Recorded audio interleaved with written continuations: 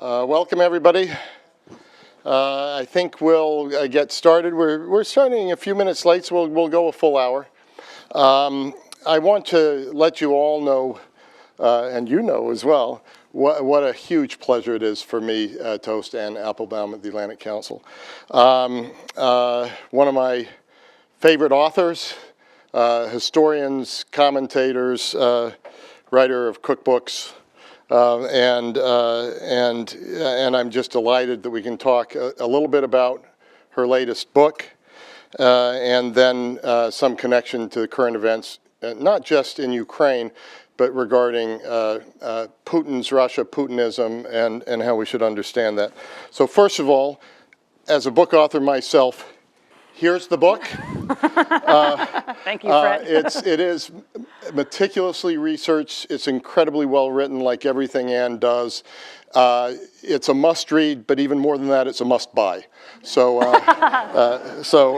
get buy for your friends and your cousins. Yes. Exactly, all your gift-giving needs. I'm really proud to say that we will be, as a gift of Random House, giving out the book at our Distinguished Leadership Awards dinner on April 30th. So that'll be about 700, 800 copies that Random House has donated to us. And we chose that book. They gave us a list of all the books they publish in a couple of years, and we chose the book because it fits so nicely together with what we'll do in the run-up to that Distinguished Leadership Awards dinner. And that's a conference on Europe whole and free with about, Damon, a dozen ministers from the new states, the new members of NATO and the European Union. It's the 15th anniversary of NATO enlargement, 10th anniversary of the Big Bang, NATO and EU enlargements. The dinner that night will be honoring Secretary of Defense Chuck Hagel. European Commission President Barroso will be marking these anniversaries. We'll also be giving a distinguished Humanitarian Leadership Award to Ruslana. So one of the great humanitarian activists, singers, Eurosong contest winner, who has been singing the Ukrainian national anthem on the Maidan on many evenings, most evenings. So it's going to be a great evening, and it's going to be all the better for Anne's book that we'll be giving out there.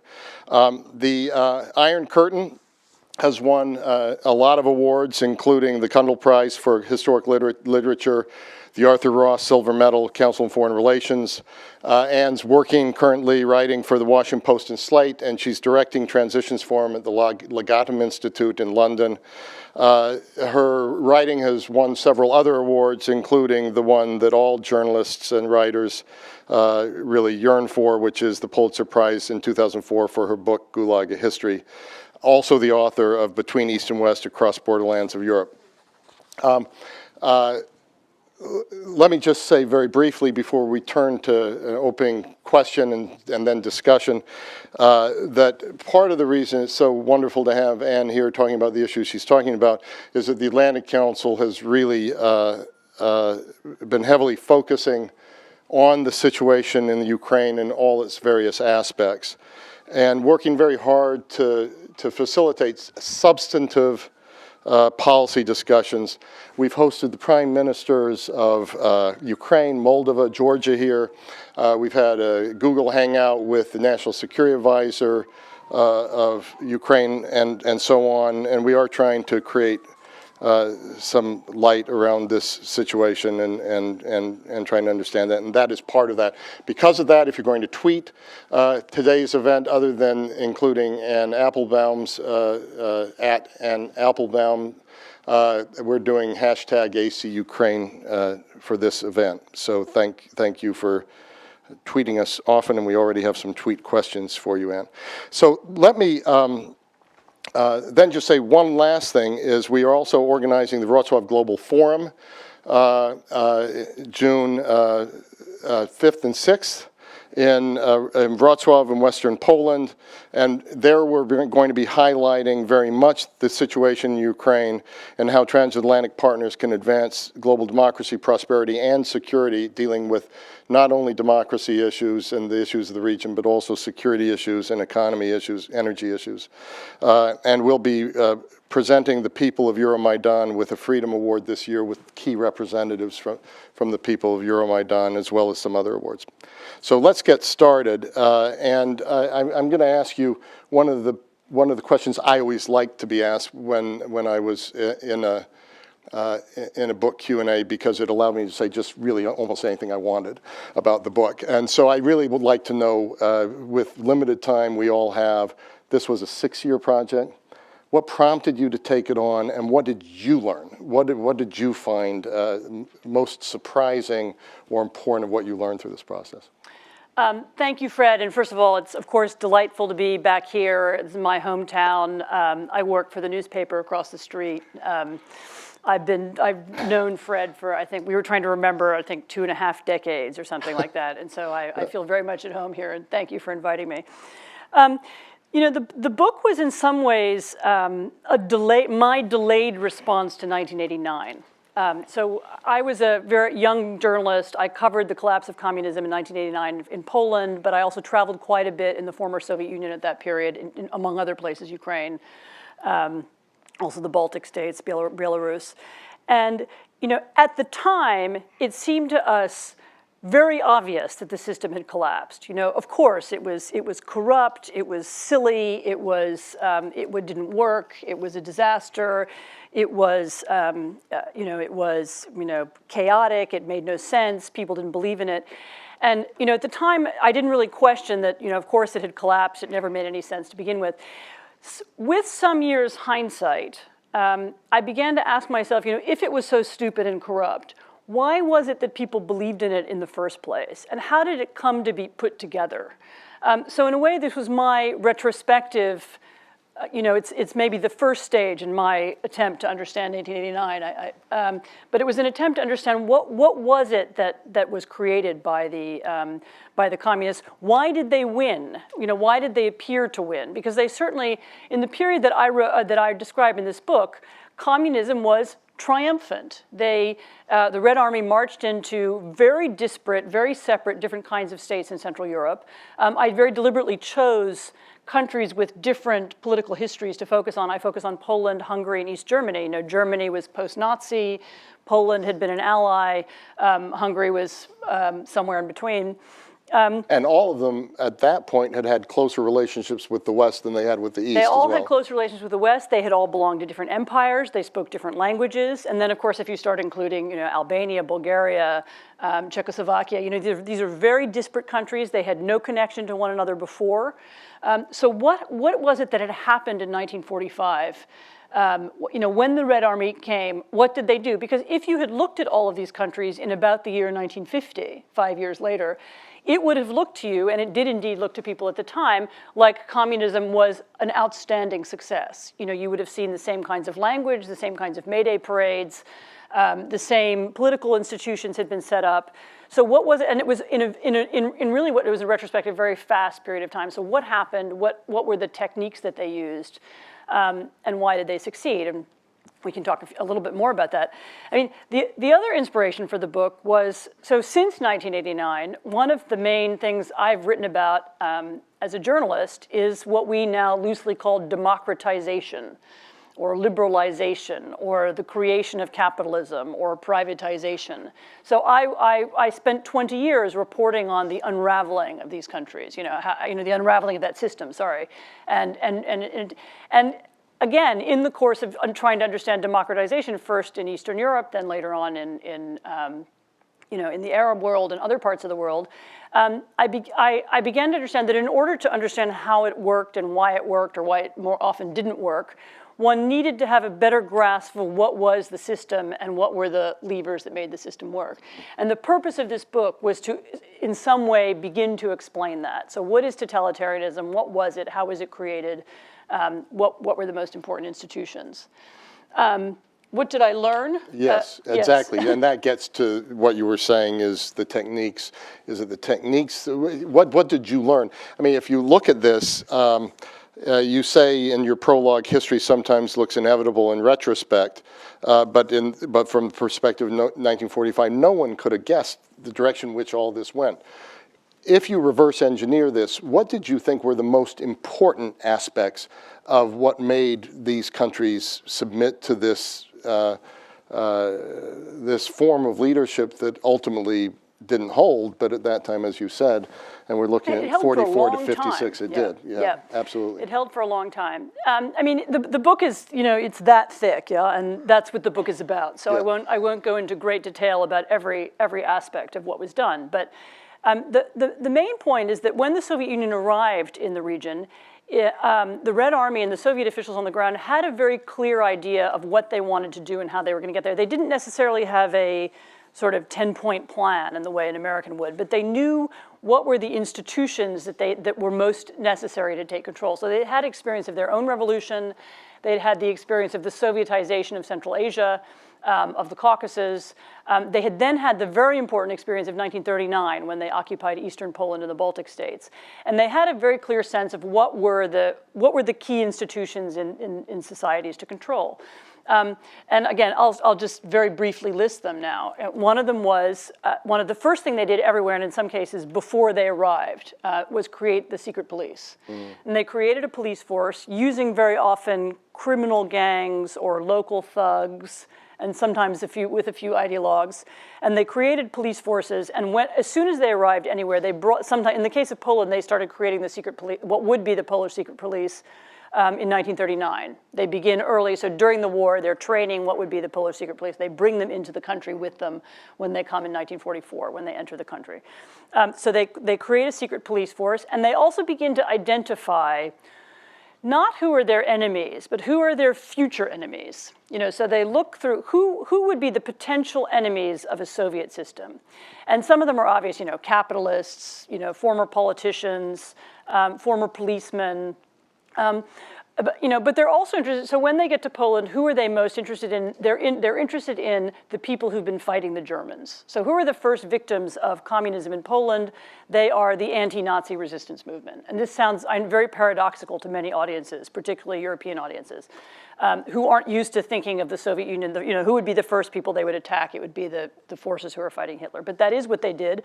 And if you think about it, of course, it's logical, because if you're brave enough to form a partisan gang and live in the woods and fight the Nazis, then you're going to be brave enough to fight the Soviet Union as well. And so this was very, choices like this and decisions like that were made all across the region at that time. So it was very careful targeting, and it was often of the people who would be carriers of the national identity or the national elite. They tried to figure out who would be the elite, and sometimes they guessed correctly, sometimes not, who were the potential future elite and how could they arrest them, intimidate them, deport them, and sometimes murder them. And that was done immediately, and it was done in every single country. I mean, they did that within weeks or months of arriving. And this was very important. So that was right away. They were obsessed with the radio, not so much newspapers and magazines. They're sort of intellectual journals at that time were sometimes allowed to go on writing more or less freely for a little while. But mass media, the thing that the peasants and the workers would listen to, and these are the people whom they expected to support them. They controlled that right away, and immediately that was, again, in every country, was under the control of either the Soviet Union directly or local communists loyal to the Soviet Union right away. So one of the first things they did, in occupied Berlin, when they came into Berlin, they occupied what had been the Nazi main radio station. They protected it, they prevented it from being destroyed. And within, I think it's 10 days of the capitulation, they have German communists who've been trained in Moscow who are already broadcasting out of the Berlin radio station. They were very clear about mass media and the need to control that and right away. The third thing was a piece of it that came as something of a surprise to me because when I started doing the book, I looked at timings, when did they do what were the things? And some of the things you think they would do right away, like nationalize industry, they actually didn't get to until later on.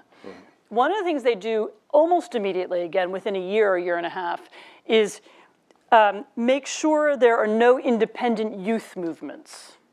So they get interested in civil society, in things like you wouldn't expect them to care about, like soccer clubs and chess clubs, and they establish rules about who can register and who's allowed to legally exist. And again, this is something they do surprisingly early.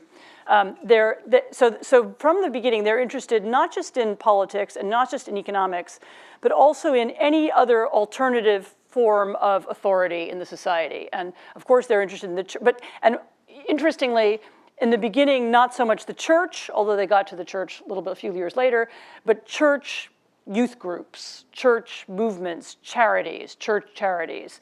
These were organizations that were under pressure right from the beginning. So it was an understanding of, in a surprisingly sophisticated understanding of what is civil society and how it works in the West, and how this is what we need to control because these are possible alternate sources.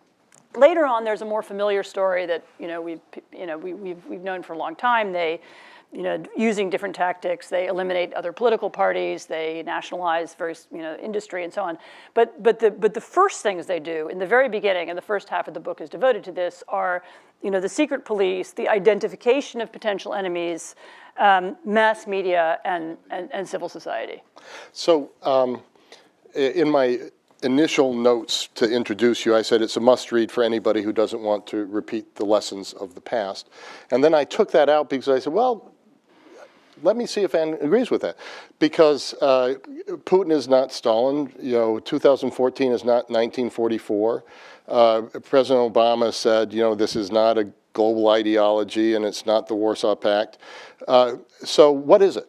And maybe you can help us connect the dots a little bit from your book to what you're watching now. And in your own head, what does Crimea have to do, and what did Georgia and Ukraine have to do with Budapest, Poland, and the GDR of that period?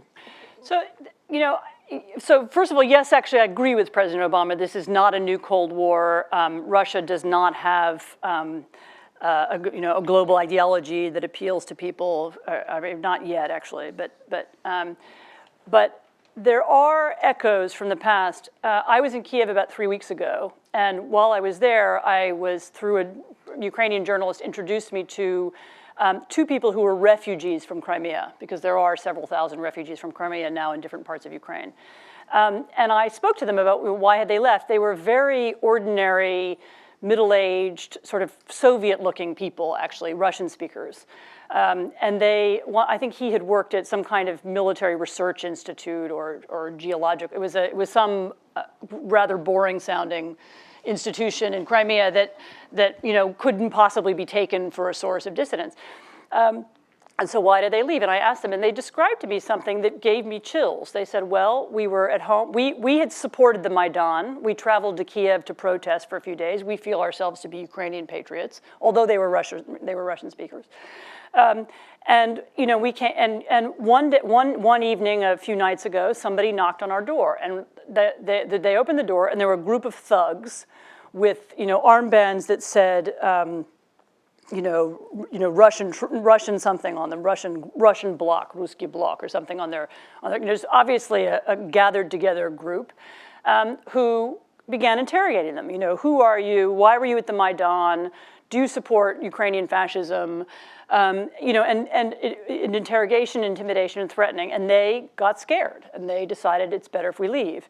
And the echo for me was this was the technique that was used in 1945. When they didn't have fully fledged police forces, they used local thugs or whoever it was. They went from house to house. They intimidated people and who might have some connection to the opposition, and they told them they were not wanted. Now, we haven't seen there hasn't been the bloodshed that there was in 1945, but some of the thinking and some of the techniques that have been used during the occupation of Crimea made me feel like I was replaying some of the past. I mean, the elimination of all opposition media, the centralization of media, the intimidation of Greek Catholic priests. There were some who've been picked up off the street and interrogated, and one was beaten up. the intimidation of Crimean leaders. Other groups and other alternate sources of authority in the society are being intimidated. I mean, it's still very early days, and Crimea is a tiny place and in many ways very unusual, and it's not a place that has a very clear identity, unlike, say, Poland or Hungary did in 1944. But the thinking of how do we occupy something and what does it mean to take control and where are the levers of control in a given society? I mean, I think that's a blueprint from the past. You definitely see this is something they've done before and they remember how to do it. Well, let's dig into that a little bit further. In the prologue, I found your sort of history of totalitarianism, the tautology, and where it came from, and the language, and Machiavellian, Mussolini, et cetera. Was fascinating, but Putin doesn't strike me as totalitarian, but I don't know what he is. And so, with your historian's hat on, draw the line there. Russians travel freely. They're buying up real estate. In some ways, they're freer than they've ever been. Yep. Absolutely. Mm-hmm. So what is Putinism? No, so, well, interestingly, Putinism has, in some ways, so it has there's another lineage of Putinism. There's another, let me trace another connection for you to my book, and to my, not to my book, but to my time period. Putin became a KGB officer in the 80s when the head of the KGB was Yuri Andropov. And he has since he's built a statue to Andropov in Petersburg. He dedicated a plaque to him in the Lubyanka. He's made clear his allegiance to Andropov, who was briefly then General Secretary of the Soviet Union. Who was Andropov? Andropov was the ambassador to Budapest in 1956. And Andropov had a very clear theory about how you prevent 1956 from ever happening again. And it's not a system, it's not about total control, but it's about elimination of small groups, environmental organizations. It's, again, this focus on civil society that the Red Army had in Eastern Europe. And the focus on, keeping the main narrative under control, but also eliminating potential Democrats wherever you can. Putin has, of course, not only was he taught under the Andropov system, he himself was in Dresden in 1989, and he saw, again, what happened. When you let these groups rise up and demonstrate, what happens? Well, as in 1956, they turn into a mob, and soon, before you know it, they're stringing up secret policemen, which is what happened in 1956. Not in '89, actually, although it's amazing that it didn't. But they did all get kicked out of their houses and so on.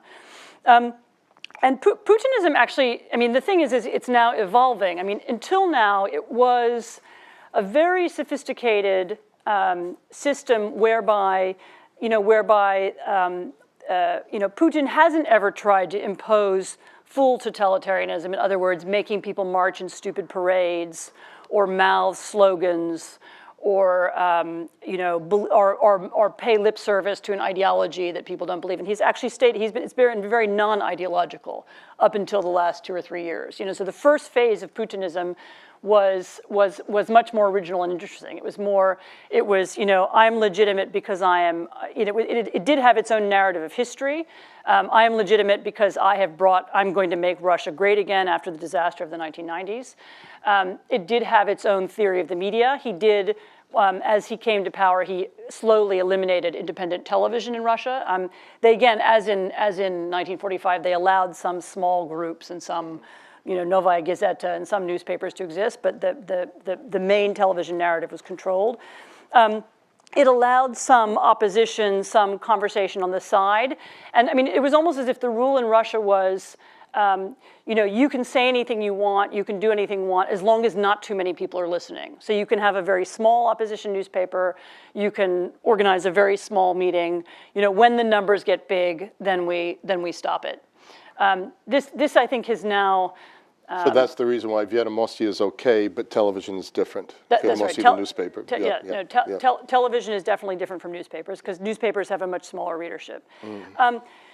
More recently, it seems like the system is changing. In a way, what we've seen in the last few weeks is a much more intense much more ideological version of Putinism than we've seen before. I mean, the new narrative about Russian nationalism, the need to protect Russian natives around, Russian speakers around the former USSR, this rebuilding of Russian empire.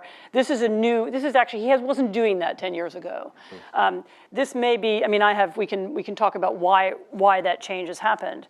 But until now, it's been about controlling the main narrative, controlling the main levers of the economy, allowing plenty of things to happen around the sides, allowing Russians to travel, but just keeping control of the things that really matter. And why has the change happened?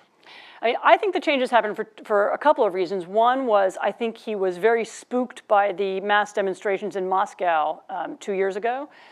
Not because they necessarily were going to lead to a national movement, but because I think once again they triggered this memory of 1956, 1989, and then of course they're very similar to what happened in Ukraine. That what happened on the Maidan is exactly what he fears will happen in Russia. I think he was spooked by that. I think he was aware that there's a new middle class in Russia that is less is less. I mean. The opposition also changed in Russia, and it became much more focused on corruption and anti-corruption, and the opposition that's about anti-corruption is much more dangerous for him because he's far more vulnerable there. And I think also the slowing down of the Russian economy has undermined some of his legitimacy. His argument until now has been, in essence, support me. I don't give you full democracy. But I'm making, but the country's getting richer and your wages are rising. If that begins to change, if the economy slows down, if there's more middle class unrest, then I think he's in danger. And I think he's now he's begun to shift the narrative. He's intensified it.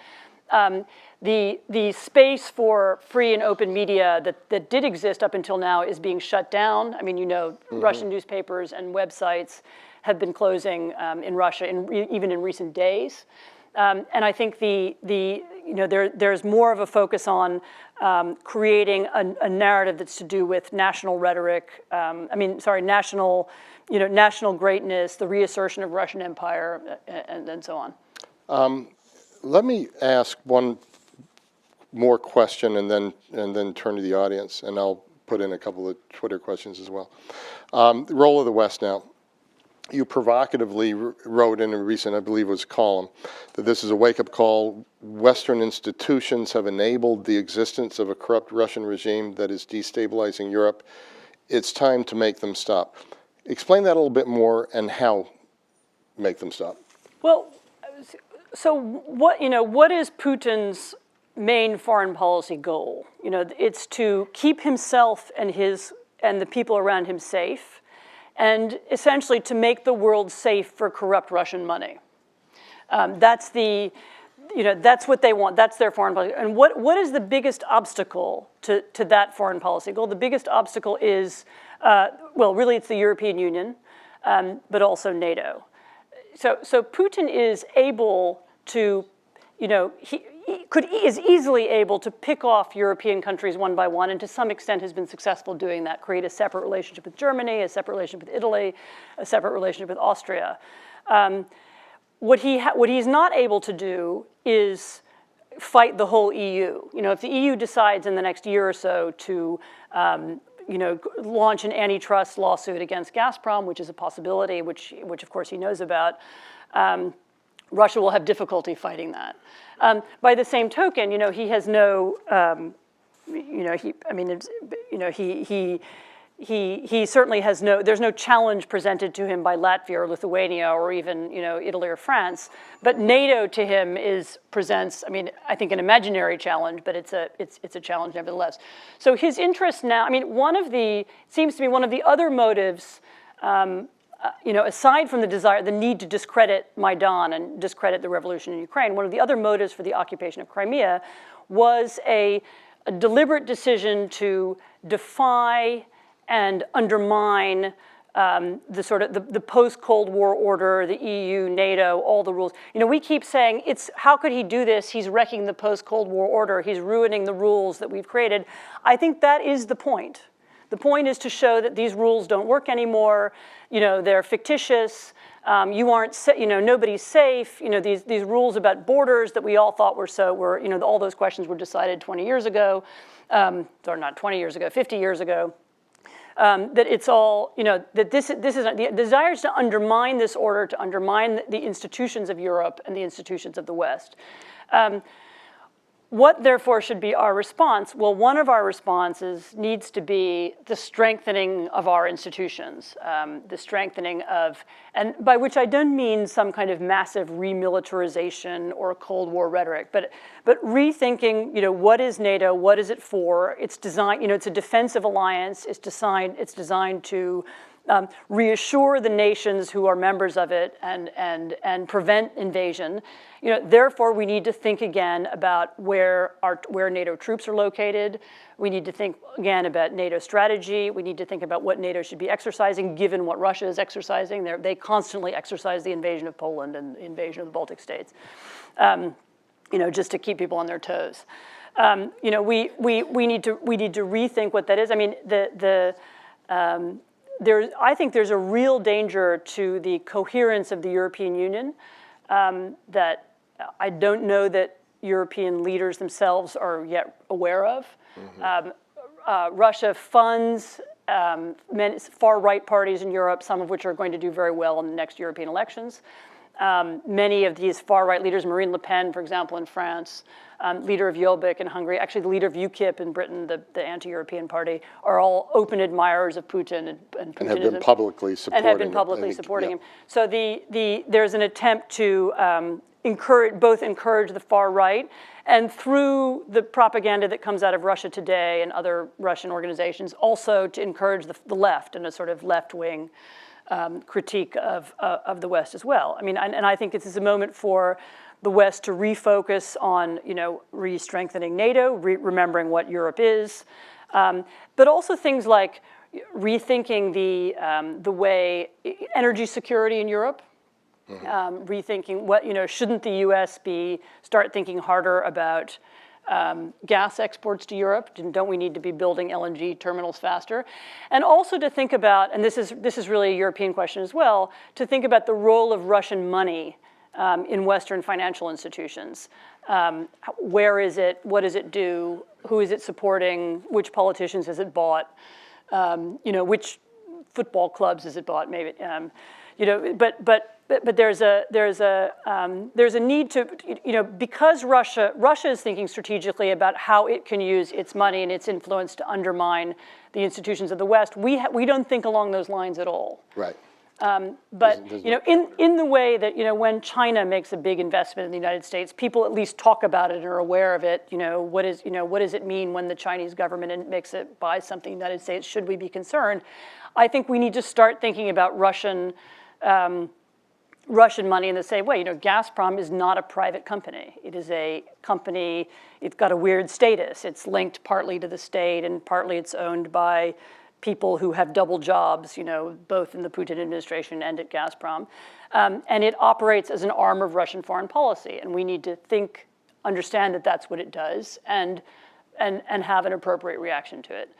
So, you know, again, I don't see a need for, you know, I would agree again with the president, you know, it's not a new Cold War, but we need to understand strategically what is it that Russia is trying to do, and we need to have an appropriate response to it. Right, and let me just raise two Twitter questions before I go to the audience. Helmar Doms of the Austrian newspaper Die Presse asked on Twitter, why did Putin swallow Crimea? Wouldn't have been more useful for him to keep it in limbo as a frozen conflict? And then Tobias Bunda, the Wolfgang Ischinger of Munich Security Conference, he's the policy advisor to Munich Security Conference, asks, are we observing the emergence of a new cordon sanitaire in what is left of Ukraine? So those two questions to start with. I mean, sadly, I can't speak for Putin, and I can't explain why he did what he did. And since he's not answering that many questions right now, I don't know. I mean, I expected him to use Crimea as a frozen conflict. I mean, that's what I thought he was going to do. And therefore use it as a pawn that would prevent Ukraine from joining NATO and would constantly cause problems for the Ukrainian government and so on. I mean, my guess is, and this is just a guess, is that it's to do with the point I've just made, which is about making a point about all these rules about moving borders in Europe that you all think are so important and are so untouchable. Guess what? They don't work anymore. We can just defy them, and that would be my guess. Interesting. And the second question, observing the emergence of a new cordon sanitaire. And I guess that really gets to the question of how do you think this is going to play out, too? I mean, I hope much more for Ukraine than that. I don't want Ukraine to be a cordon sanitaire. I want it to be its own country. And a lot of the answers to much depends, we all sit here, it's very easy in Washington or, to talk as if, this is all a great power game and U.S. and Washington. A lot depends on what the Ukrainians do in the next few months and in the next year. And, do they create, finally a strong state that works on behalf of its citizens and isn't designed to siphon money off for, very corrupt elite. And it is my hope that that is what Ukraine will become. And, I don't actually... that's much more important even than whether or not, Ukraine is ever in NATO. What matters is that Ukraine becomes a stable society, and I think it has that chance now. It has, there's a sort of significant number of people in Kiev now and outside of Kiev who are real patriots who want the country to become a stable, normal country. The question is whether Putin will let that happen. So I hear all kinds of rumors, and yes, there is supposed to be maps floating around in Moscow showing, with new borders showing the independent Republic of Eastern Ukraine. It's clear that there is an attempt to destabilize Eastern Ukraine that's been going on for some weeks. Over the last few weeks, there have been moments when I was fairly sure there was about to be an invasion, and I'm not the only one who thought that. There's been this military buildup on the border. They haven't done it yet, and I don't know now whether their intention is to invade or to intimidate or to eventually break off pieces of Ukraine in some other way. One of the most disturbing things that's happened in recent days really, is this conversation between our Secretary of State, Kerry, and the Russian Foreign Minister, Lavrov, which has been a conversation about the constitution of Ukraine. And this idea, Lavrov has proposed some kind of new constitution which should be more federal, which presumably means that bits of it could be broken off and could, I don't know exactly what. I mean, a number of things are disturbing about it. One is this idea, maybe this is the Russian plan. Now we're not going to invade. We're going to try and get it by negotiation. The really disturbing thing is that it acts as if Ukraine is an American client state, which it's not. Mm-hmm. It acts as if Kerry. It seems to be, as if Ukraine could be delivered by Kerry. I mean, even if Lavrov and Kerry were able to come up with something, mm-hmm. Why should the Ukrainians do what Kerry tells them to do? I mean, there's absolutely no. There's no direct relationship at all. It's all very well to engage in diplomacy for a while and to try and prevent the Russians from invading, and I assume that's what the administration thinks that it's doing. But there is a disturbing precedent being set that somehow the future of Ukraine can be decided in some great power decision, and we've all seen what happens in Europe before when that happens. Absolutely. Thank you, Anne. Questions from the audience, please, in the back right here. And if you can identify yourself and you know who you're going to be asking the question of. Yusuf Babonli, Azerbaijan State Telegraph Agency. You've, of course, written extensively on the Soviet Union and the satellites. So today, in 2014, who among the newly independent states of the former Soviet Union would you identify as satellites of Moscow, and who among them are independent decision makers? Thank you. I mean, I don't want to go there, actually. I mean, I don't want to use the expression satellite states, and I don't want to acknowledge that there is such a thing. I mean, it's clear that there's more Russian influence in some of Russia's neighbors than others, although there are some peculiar things happening in some places we thought were Russian states that maybe are now more oriented to China, particularly in Central Asia. You know, there are, you know, there are odd circumstances like, you know, Belarus is clearly an independent state. We don't really know what the relationship of the leadership of Belarus is to Russia. Sometimes they seem to do what Putin wants, and sometimes they don't. The statements that Lukashenko's been making in Belarus about some sort of cooperation with the current regime in Ukraine has been quite interesting. Yeah, I mean, I don't think satellite states is the right expression. I mean, these aren't, you know, this isn't a system as you had during the Cold War where there was, you know, the Soviet Union, and then there were these literally identikit states which had exactly the same political system as Moscow, which were in fact directly beholden to Moscow. I don't think we have that exact circumstance anywhere in the region. I mean, clearly there are states which feel that at least in some areas they are not able to act or speak independently, that depend on Russia for either military protection or you know, oil and gas relationships. And it's clear that Russia would like to extend that influence further, but I think it's tricky to talk about satellites. I don't think that's the right word. Please, Ambassador.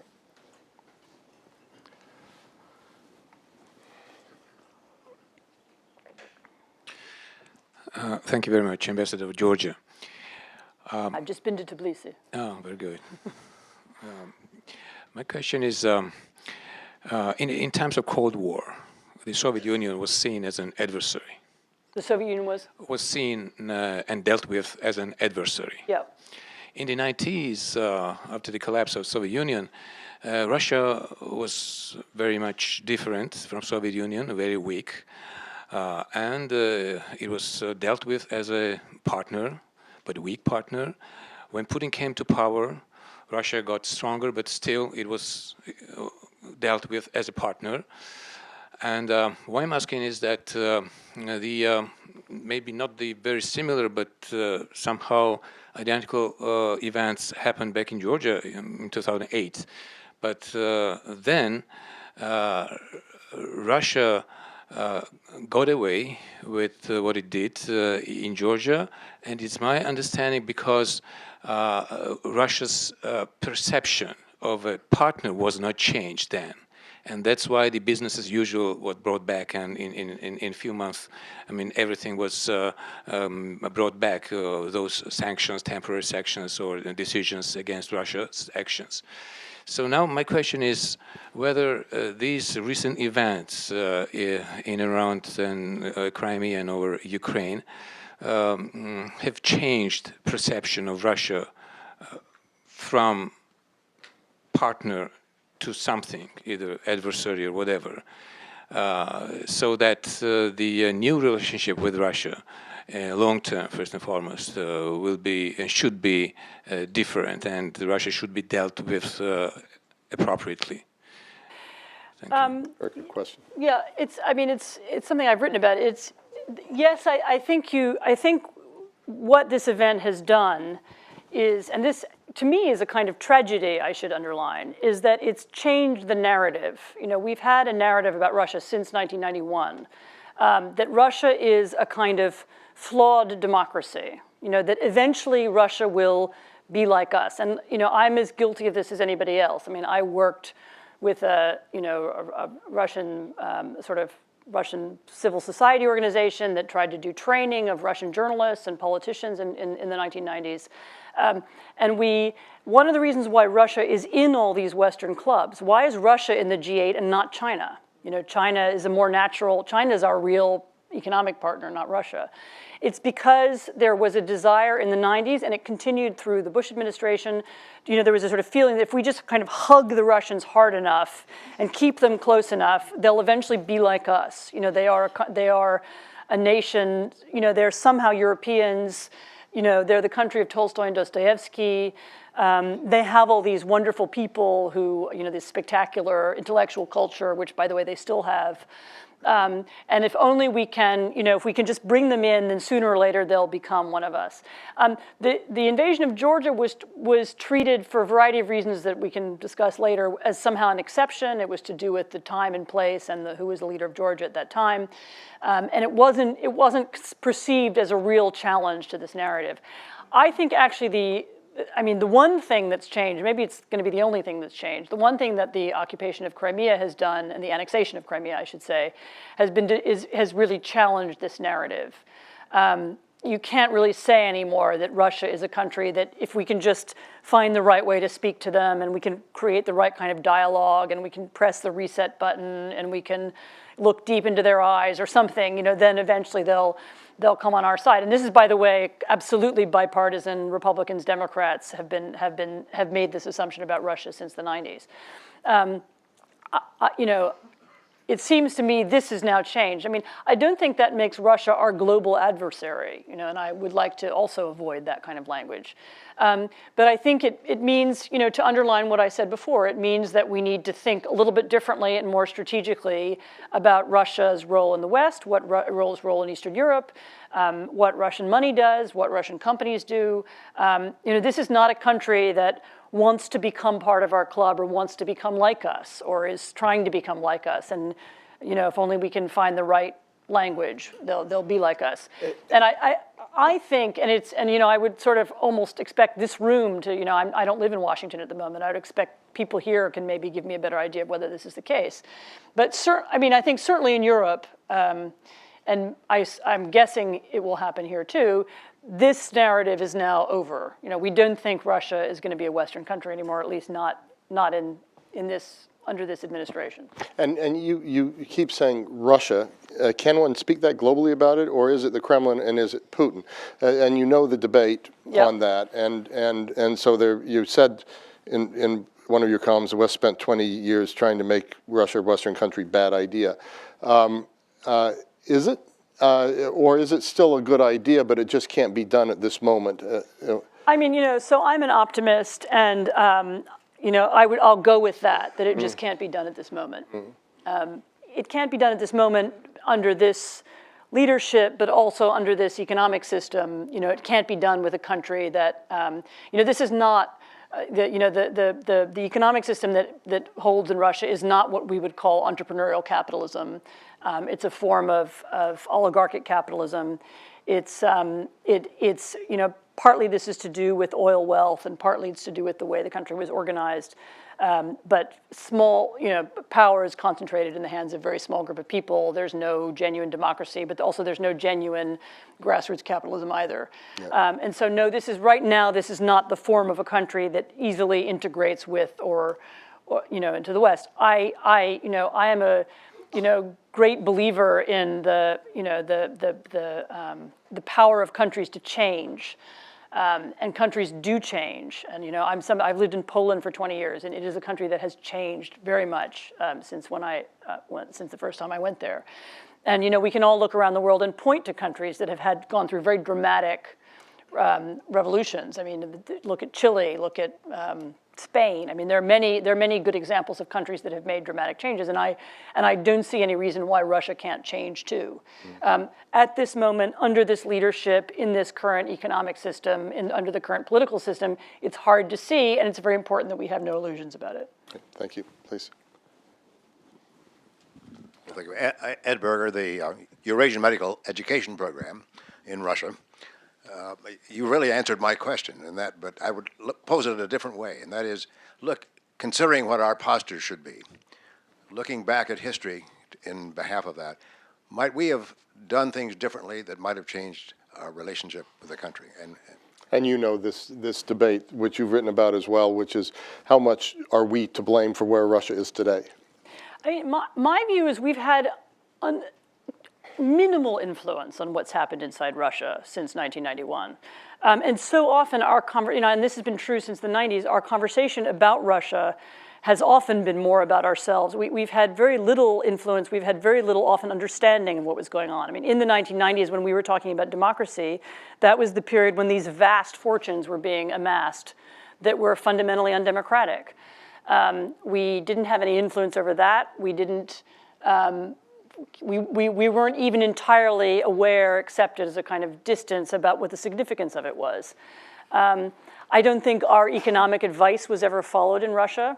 Maybe that's just as well, but I don't think our political advice was ever followed. I don't think we had a lot of influence over events there. Maybe that's as it should be. I mean, but the West often we have this very self-centered way of talking about ourselves. What did we do? What should we have done?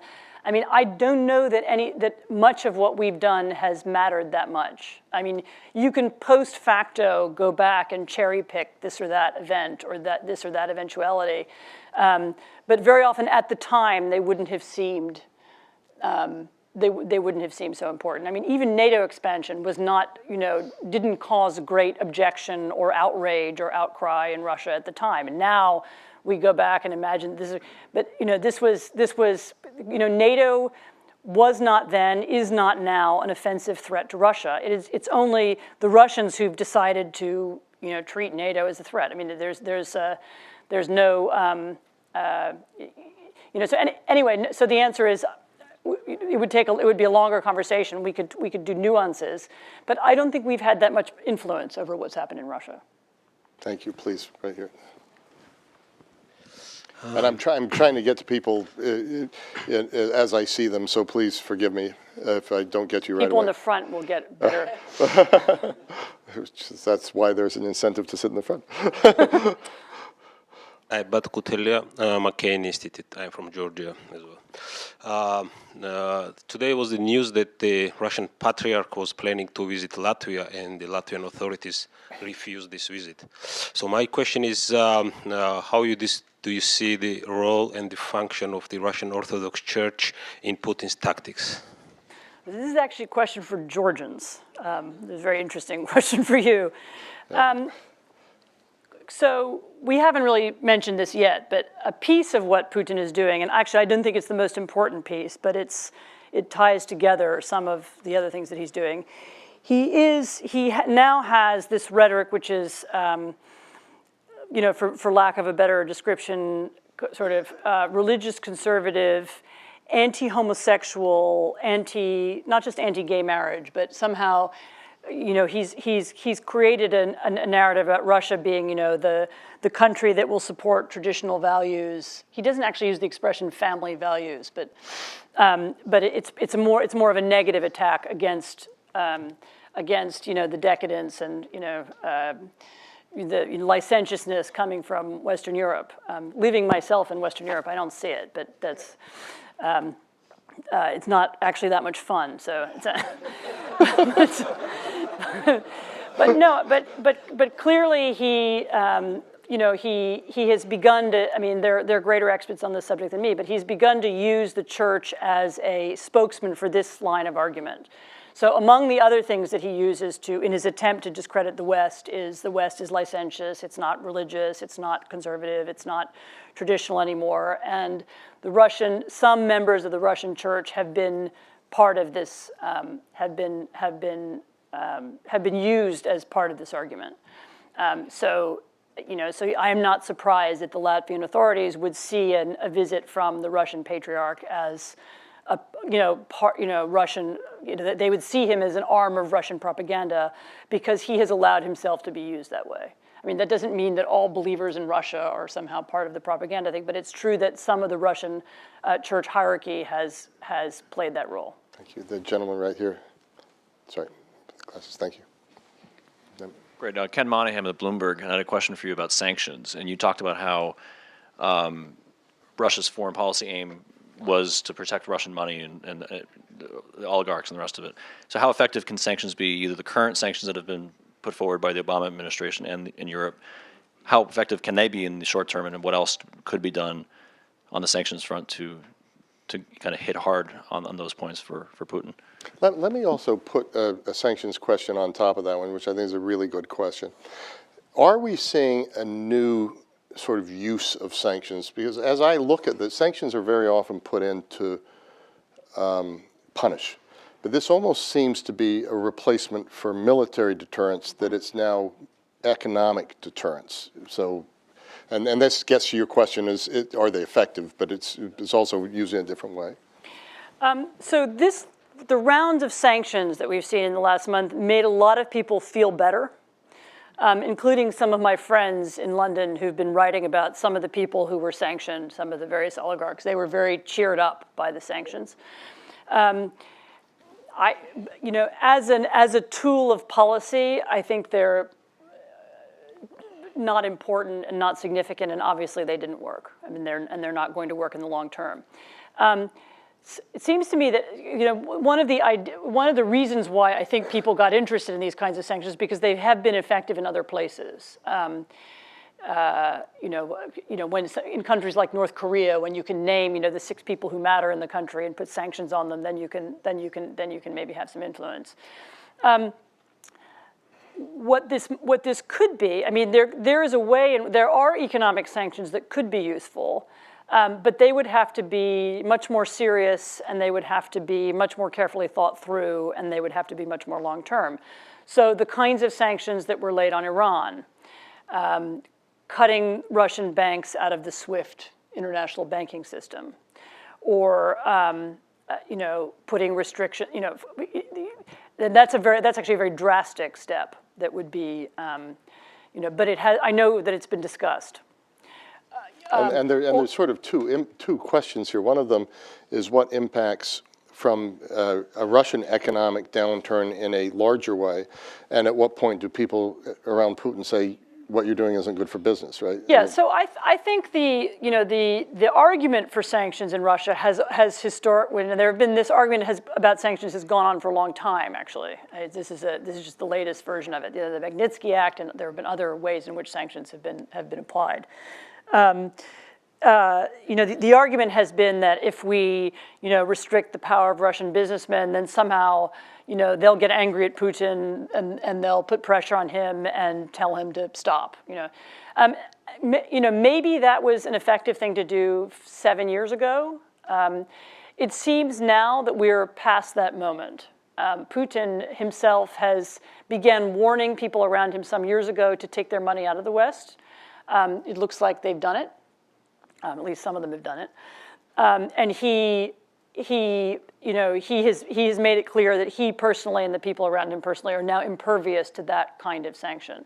I mean, sanctions that would have a broader impact over the whole economy are different. I mean, for example, banking sanctions or an oil embargo or some of the other things that have been discussed, and I don't know whether they'll be used.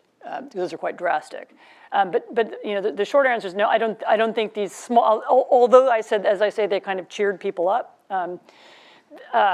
for a few days. I don't think they were or can be very effective. There needs to be. This is why I said, and I didn't talk about economic sanctions when we first started. And there just needs to be longer strategic thinking about NATO, about oil and gas in Europe, and about finances, but in a broader way. I'm not sort of that interested in. I'm not really interested in punishing businesses, or I'm interested in understanding what's the influence of Russian money on particular countries, on particular political systems. A more interesting way to think of it. So we're down to the last 5 minutes, and I'm just going to have to take 2 questions, one here, and then one behind. So I just see 2 hands up, so I'll take those 2, and then we'll go back to Anne for final answers.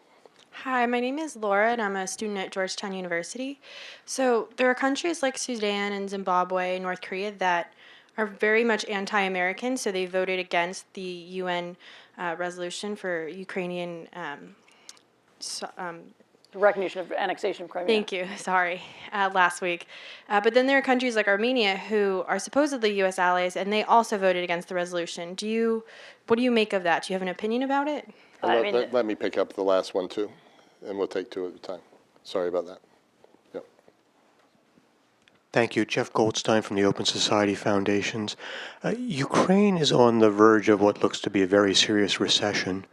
We saw in the 90s in Russia how the enthusiasm of the defense of the White House turned into a real loathing of democracy as the economy collapsed.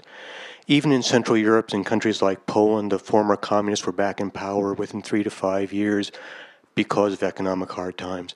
What should we and Ukrainians do different this time? Because you said that there's a lot of enthusiasm now in Ukraine, but that's a very fragile thing. So thoughts on the way to move forward this time? I mean, look, so I'll answer that question first. You know, Ukraine is a country that even if there hadn't been the annexation of Crimea, and even if the Russians weren't interested at all in Ukraine, Ukraine would still be a very large country on the brink of financial collapse, and it would still be on the front pages of the newspapers, and we would still be arguing how to help it. I mean, so that's almost a fully separate question. I mean, you know, I don't have a solution or a program for Ukraine that doesn't involve some hardship over the next few years. I mean, if they do nothing, there will be hardship. If they do deep reforms, there will be hardship. We can pump lots of money into it, but I think there'll still be hardship. I mean, there is an, you know, this is a country which has been brought to the real brink of collapse by a profoundly corrupt, you know, venal elite.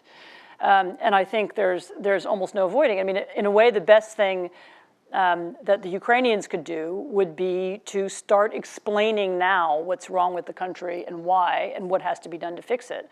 I mean, I don't see a kind of easy and simple solution, you know, that somehow avoids all economic pain. I mean, any country, anybody, there are many people in this room who are from countries that have undergone very profound economic changes, and there's almost no way to do it that doesn't avoid at least people being, at least some disjunction of people. You know, people lose their jobs, people have to retrain, they have to rethink who they are. And, you know, my experience of Eastern Europe was it was almost that that process of having to, you know, suddenly everything you did your whole life, you know, isn't worth anything, and you have to change your job and find a new way to live and find a new way to earn money. And, you know, that process is, for individuals, it can be so profoundly shattering and difficult that even when it comes out well in the end, or when things are getting better, you know, it can be very traumatic. So I think the main thing is to, I mean, I hate this expression, managing expectations, because it's what politicians use, but you know, there needs to be open conversation with Ukraine about the real state of the economy so that people understand it. I mean, among other things, the Russians are raising gas prices. That was news today, and that by itself is gonna be difficult for people. On the questions of, you know, Armenia being on that list, I mean, you know, look, Armenia is under enormous amount of pressure from Russia, and that would be my explanation for it. I mean, it was a very interesting list of people, of countries, actually. Mm-hmm. It was almost, you know, it was like a little group of rogue states, which was it was a smaller group than I would have expected. I was surprised by the absence of Central Asia, and I'm guessing. Well, I don't know. It may have been the influence of China, but I don't know. Yeah, it was also very interesting in the initial vote in the Security Council, the abstention of the Chinese. You know, the Chinese have this, you know, they don't like to get into scrapes. You know, they don't like countries that make a fuss, and, you know, they seem to be staying on the side. So we will end this conversation where we began it, which is, this is just a terrific book, and it really is an incredible contribution to our understanding of this period, which I just think anybody who brings us more understanding of what happened before is going to help us kind of navigate the present, which you did in this conversation extremely well. So thank Anne Applebaum, Thank you. Along with me.